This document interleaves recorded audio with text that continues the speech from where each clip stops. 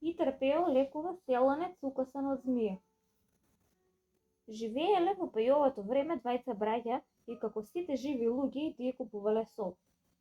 Арно ама им се видела солта скапа, та гледајќи како расте житото, решиле да посеат и сол и да не даваат пари за неа. Намислиле и направиле. Посеале цела нива сол, но на нивно големо чудо не никнала.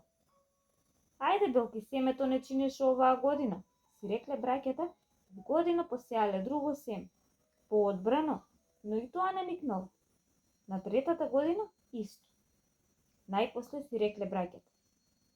Треба нешто да го јаде семето во земјата, та што не никнува и отишле на нива да видат што може да го јаде ова семе. Почнале да копаат и случајно наишле на една змија. Ах, еве го штетникот, радосно извикале браќата. Но за да се уверат дека змијата им го упропастила семето, едниот брат му рекол на другиот: чекај, јас ќе ја лизнам змијата, да видиме дали е солена. Ако е солена, значи таа го јаде семето. И се наведна да ја лизне змијата. Но како и секоја змија, така и оваа го укасала овега за јазик. Отровот си го направил своето. И овој почна да стенка, да овка и да се грчи од болки и тежини и да фрла пена од устата. Здравиот брат се видел од чудо и почнал да го прашува укасањето што сака да касне. Извадил од торбата леп и му го подал. Но тој не сакал ни да помириси. Белки, сакаш лук, пре брату? Го прашал здравиот и му дал едно главиче лук. Но болниот и него не го помириса. Најпосле го качал на магарото и го однел дома да го лекува. Море му баеле бајачки, море го пеал попот за здравие, море го понадувале со разни понади, но нема лек од ништо. Кога ни таква ни тиква не јаде, значи болеста е неизлечива, утврди едно од бајачките. Најпосле се сети некој од притус да го викнат Пеја и Тромането. Тој ако не најде лек, отиде човекот, нема спас. Пратија човек и по Пеја и тој дојде. Го разгледа болниот убаво и ја разбра работата, па им вели: тешка болест, ама ќе се обида. И го побарал ножот што ги колат матуриците. Го поднаострил од плочата под огниште и му го даде на брат. Наречи, пресечи му ја главата да се спаси телото, па после јас друга ќе му турам ако остане жив. Мавна братот и му ја отсече главата на болниот брат. Почекаа сите околу трупот и бидејќи тој без глава не мрдна, Пео немаше зошто да му клава друга глава на мртвото тело. И трпео и владиката. Како сите владици, така и Битолскиот ја посетуваше својата пастава барем еднаш годишно. Та еден ден тргна и помарио. Патот го одведе и во пејовото село Градешница. Селаните го пречекаа како што се пречекува владика, со зелници, со мазници, со кокошки, со јајца и така натаму. И му се исплоплакаа од разни зулумлуци, та дојде редот и да му се поплачат и од Пеја. Каде не газат агите и веговите дето владика, рече коџобашијата. Па и од овој нашиов Пеја дерман немаат селаните. Често ги напаѓа, ги кара, та дури и ги пцуе. Ни е стемнето понекогаш пред очите, та ни иде да се селиме од селото. Му расправи за разни пеови карди и пцости и во името на селаните го помоли владиката да му го бара чарето на Пеја, ако не сака сите да го напуштат селото. Владика како владика ја свати сериозно работата. Ги смири селаните и му нареди на протуѓерот да го викне и Пеја. Овој му кажа на Пеја дека селаните се жалат на него и дека ќе треба да се поправи, да не ги навредува, да не ги кара и пцуе. Така си е, дедо владика, одговори Пеја. Ама послушај ме и ти мене што ќе речам, па после пресуди. И почна да си ги брани своите постапки. Ако молчи човек кога моите селани тресат глупости, го прават будала. Ако почне да им се смее што си заслужуваат, го прават улов. А еден умен човек не може да дозволи будалите да го прават од нив по будала и да го гасат како што тие сакаат, да ќе гледа некако да се одбрани. И мравката што е мравка, ако ја нагазиш, ќе се заврти да те укаса, а не пак јас жив човек. Морам од нешто да се бранам, па најпосле дури и со пцост. А дека тие заслужуваат, ке се увериш и сама ако сакаш. Кога го слуша владиката Пеа, му рече: Добро, Пео, ги слушнав тужбите од Саланите, те слушнав и тебе, но јас би рекол да се откажеш ти од тој твој тавијат и да не се караш со нив. Не може да до владика, не може. Треба да сум глуп или слеп да не слушам и да не ги гледам нивните глупости, да не им давам по капата. Нека излезе некој од моите селани и нека докаже пред тебе дали сум го навредил без причина. Тогаш, еве овде е Танко, и покажа на својот дебел врат. Земи го ножот, заколи ме сред сел. Владиката подразмисли малку па му рече: Слушај, Пео, бидејќи сите селани викаат на тебе, а за да се смири селово ќе дојдеш ти со мене, а јас ќе се погрижам да те одучам од таа ман. Пео се согласи и тргна со владиката по другите мариовски села. Уште на крајот на Пејовото село, владиката му даде едно бело камче на Пеја и му рече: Кога ќе се налутиш нешто и гледаш дека не ќе можеш да се воздржиш, клај го камчето во уста и држи го под јазик дури да ти помине лутината. Пеја го послушал владиката и го кладе камчето во уста уште тука, та цело време не проговори ни збор. На враќање, патот го наведе владиката преку Пејовото село и Пео излезе до крај селото да го испрати и да се прости со него. Токму на излегување од селото, од последната куќа, истрче едно девојче пред владиката и почна да го моли: Дедо Дуловче, дедо Попе, мислејќи дека владиката е некој калугер или поп. Мајка ми многу те моли да почекаш малку. Запрете една погача во окнот и ете бргу ќе биде готов. Ке ти ја донесе да ти се најде за патак. Тоа го рече девојчето и отрча дом. Владиката застана со сите дружина на патот да ја чека топлата погача.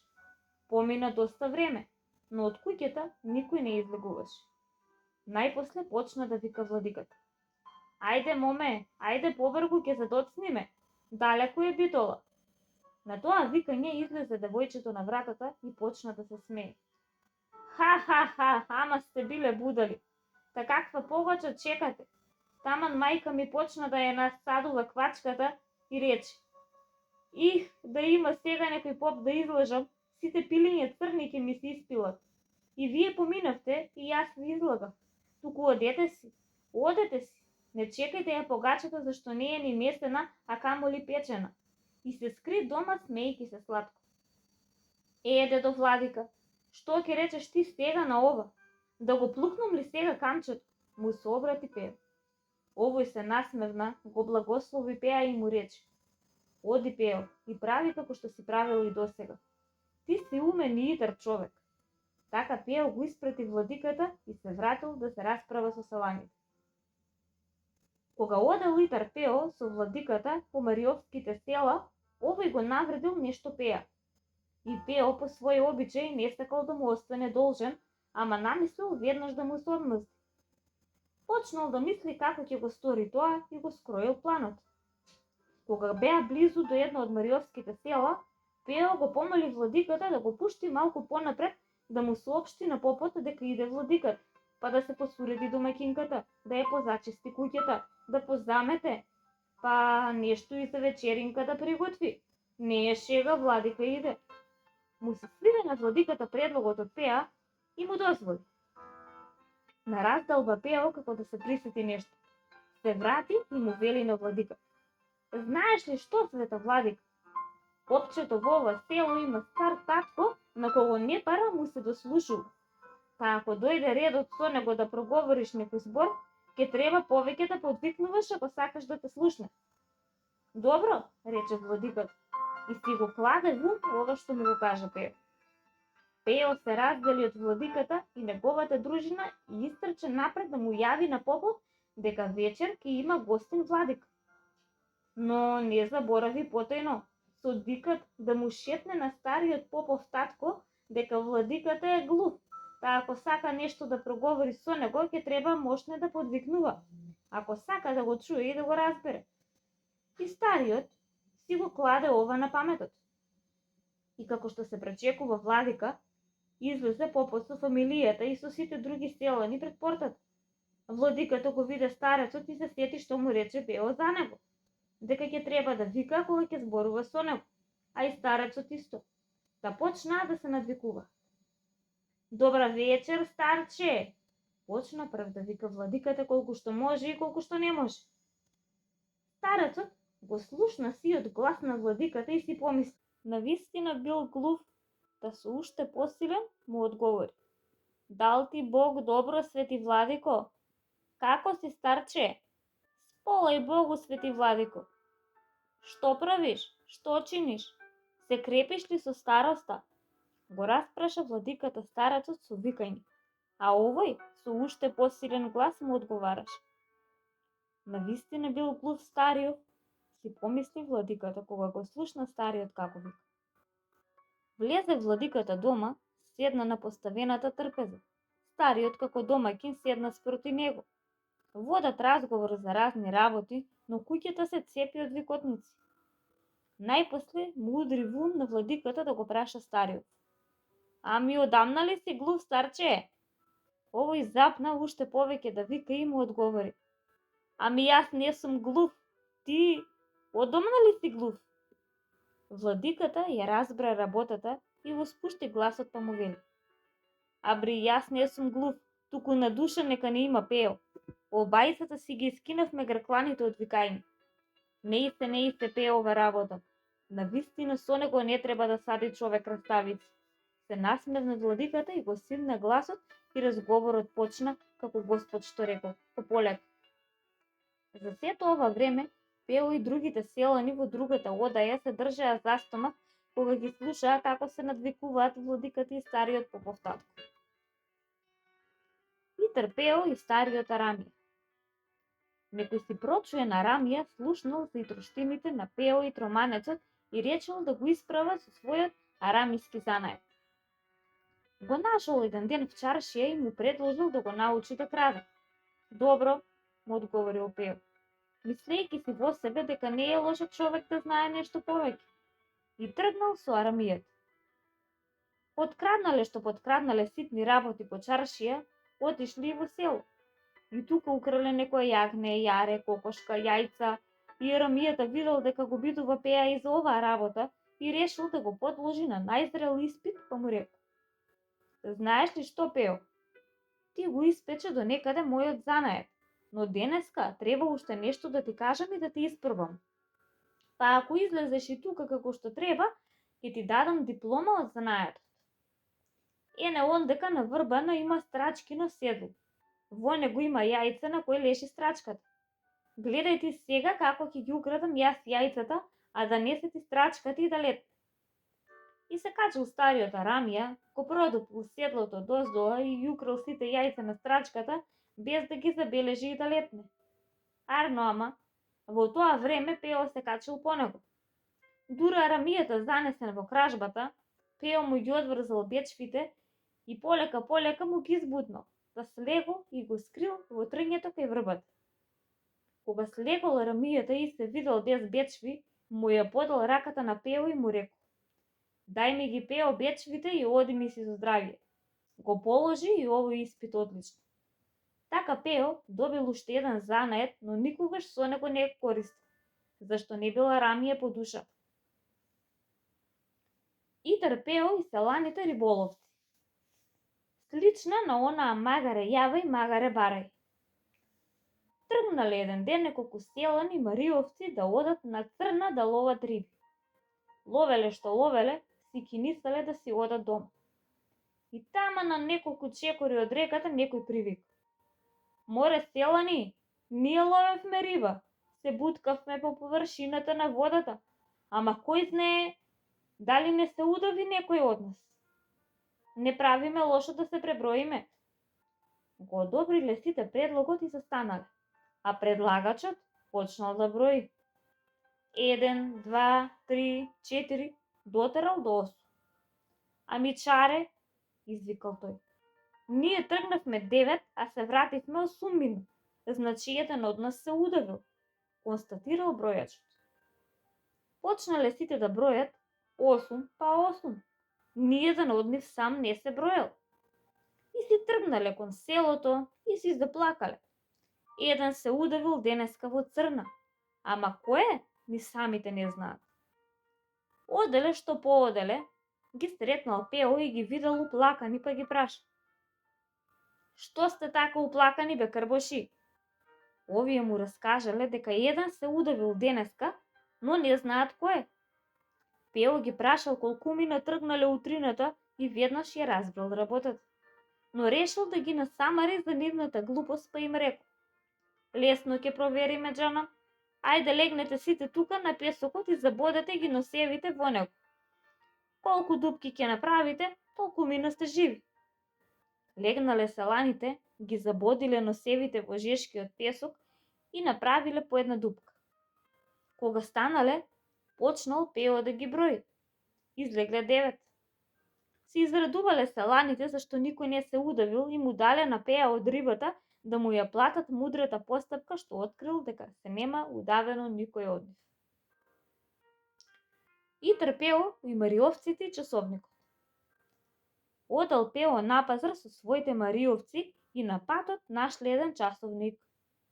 Се собрале сите да му се чудат и да мислат што ќе биде ова чудо што мрда и тропа.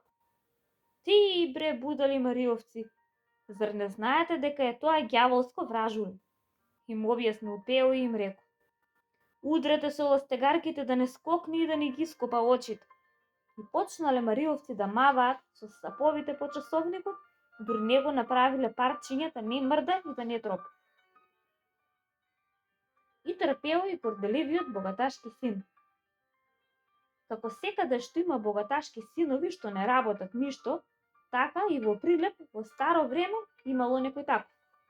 Дали тој бил Бомболовци, аджи Здравевци, аджи Ристевци, аджи Илиовци, Темпамајковци, Палисамовци, Ќорвезировци, Ќолимагаревци, не би можело точно да се каже. Но главно бил чорбаџевски син. Ништо не работел. Ами секое утро си одел на кафе и кога било топло времето, си седел пред кафето и си пиел кафе.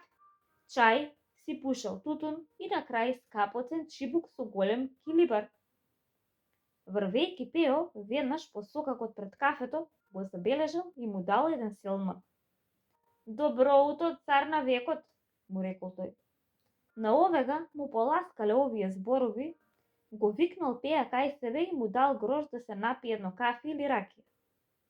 Пео разбрал дека му ласкаат овие зборови на богатиот, та утредента тоа го повторил. Пак добил грош и си отишол на анот и не само ракија и кафе, но со грошот си го платил и целиот трошок за тој ден. Му се заарнило на Пеа да продолжил со оваа работа цела една недела и цел месец. Арно ама, за несреќа од Пеа, богатиот син се оженил. Излегол пак пред кафето и го чека Пеа да се поздрави со пријателскиот поздрав. Но Пео разбрал дека се оженил и место познатиот поздрав добро утро, цар на веков, му запнал едно добро утро, слуга на веков. Се растревожил богатиот и го прашал Пеа: зошто ме направи ти мене слуга на веков? Зошто ли? Ке видиш од утре кога ќе ти забрани жената да седиш вака слободно пред кафето. А остави па кога ќе ти се народат деца, ке видиш каков слуга ќе станеш. Овој се налутил, но пак му дал грош на Пеа. Станал си отишол дома и се избркал невестата, а утредента пак седнал на своето место пред кафето и одвај чекал да помине Пеа и да го поздрави како понапред: со добро утро, цар на веков. Но Пео ја разбрал и оваа работа и уште далеко му викнал: добро утро, резил на веков. Овој скокнал од столот и му се приближил на Пеа готов да му удри една преку очи, што го навредил, но решил првен да го праша: зошто сум резил во веков, бе пријател?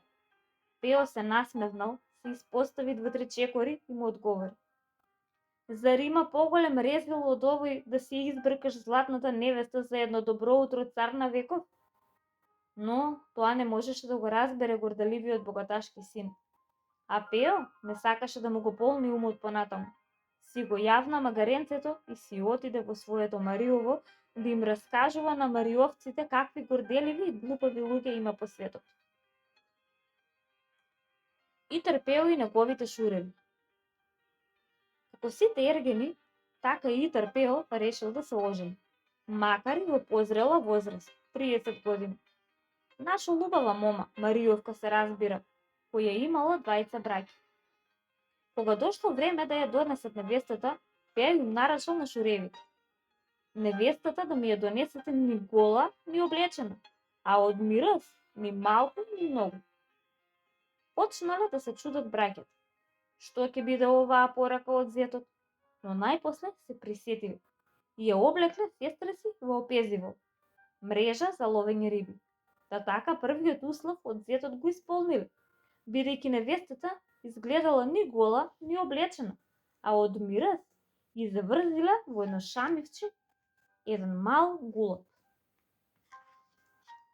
Кога ја донеле невестата така облечена, Пео се насмевнал и ја завртал главата во знак на чудење што ја погодиле шуревци од неговата прва мисла, па веднаш ја прашал што мирес му носи. Таа му го подало со десната рака шамичето и Пео, мислејќи дека се лири или франги, бргу ги одврзал. Но штом го одврзал, гулабот летнал во облаците, а Пео си ја поткаснал долната дебела муцка и си рекол за себе: аха, и овие не биле за фрлање. Ке си имам расправи и со нив понатак. И почнал да се готви да се надлажува, да се надмудрува, ама ако треба и да се подкраднува со шурева си. Кога дошло време Пео да оди по невеста на првиче кај шура си, нашол едни рогови од голем јарец и ги врзал со едно ортомче, а ортомчето за самарот од маската на која јавал. И така ги однал роговите кај шуреви си. И уште оддалеку им се пофалил како им носи подарок голем јарец. Но кога отрчале шуреви да му го одврзат јарецот, му ги нашле само роговите. Лесна работа, почнал да ги теши Пео. Нели се тука роговите? Јарецот мора да си дојде по нив. И таман се успале сите во куќата, Пео станал и го украл од нивниот булук најголемиот јарец. Го врзал за ортомчето, фрлајќи ги роговите на буниште да ги глодаат птиците. И кога се разбудиле изутри на шуреве му, што да видат? Навистина си дошол ноќеска и јарецот по роговите. Се израдувале на големиот подарок, си го заклале јарецот и се нагостиле сите првичари од Пејовиот подарок. Се свршило првичето, си отишол Пео со невестата, го испратиле шуревци со пиење, со јадење и отишле кај овците да си ја бркаат овчарската работа.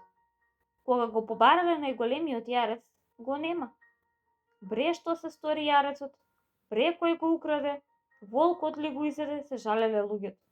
Но најпосле се досетиле дека таа работа Пео им ја направи. Тој им го има украдено и никој друг. Се заклучија двајцата браќа и почнаа да мислат како да му се одмаздат. И како што е редот, и Пео ги покани шуревци на едно првиче. И за да ги пречека и нагости што поубаво, закла едно теле и го обеси на горната греда во куќата.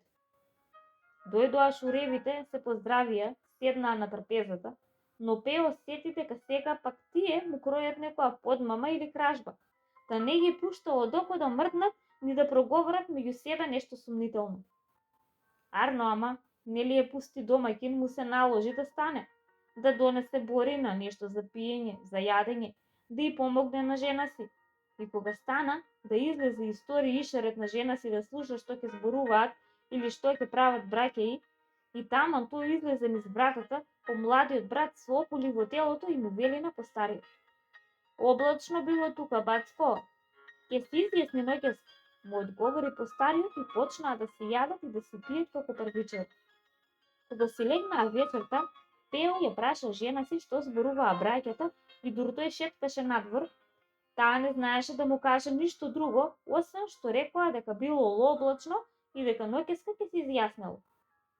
Ах, жено, ќе го украдат ноќеска браќата и телето, се притепка Пео, погодувајќи ги мислите на шуреви си. Море, како ќе го украдат кога и така за нив го заклавме? Почна да го теши жената. Уште разговарајќи вака, нешто тропна на вратата.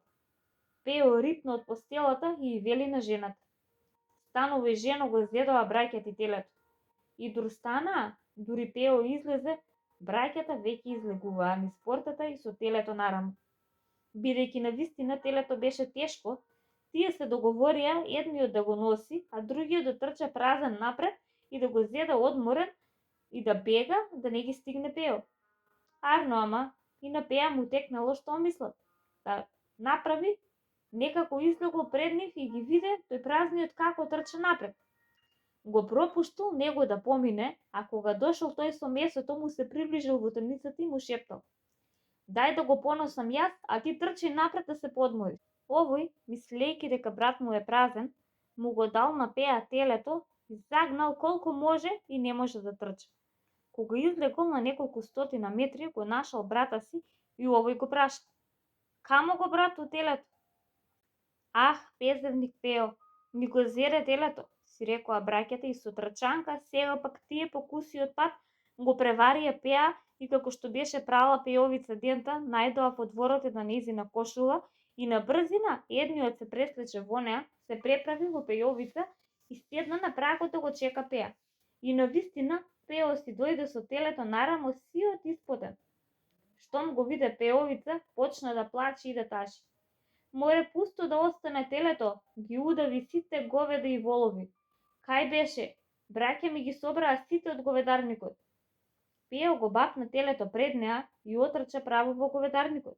Кога погледна, сите говеда кај си лежат и кај си преживаа, трчанка си дојде дома и ја најде жена си како лежи во постелата. Камо го мори жено телето? Ја праша со остар глас. Какво теле бре мажу? Од кај мене го бараш кога го украдоа браќа ми? Ами нели прејаска ти го оставив Мориутко, кога ми рече на прагот дека ги отерале говедата? Почна да ја кара Пео. Таа му објасни дека ни станала, ни излегла ноќеска од дома. Откако отрча тој по телето, Пео разбра дека и тука шуревци го надмудрија. Не губејќи ни минута, се истрча напред, ги престигна, пак се пресоблече, застана насред, поткачен еден камен, ја крена едната нога назад, ја направи опашка, а со рацете направи рогови и се здрви наместо. И се дадоа веќе шуревци му по телето. Кога го видоа ѓаволот насред пак, го бапнаа телето од зиње и си рекоа за себе: Бегај, брату, да бегаме, и ѓаволот на Пеа му помага. Така Пео си го зеде теленцето и си го однесе дома, та сами со Пејовица си го искркаа, бидејќи шуреве му од срам не се вратија да го продолжат првичето.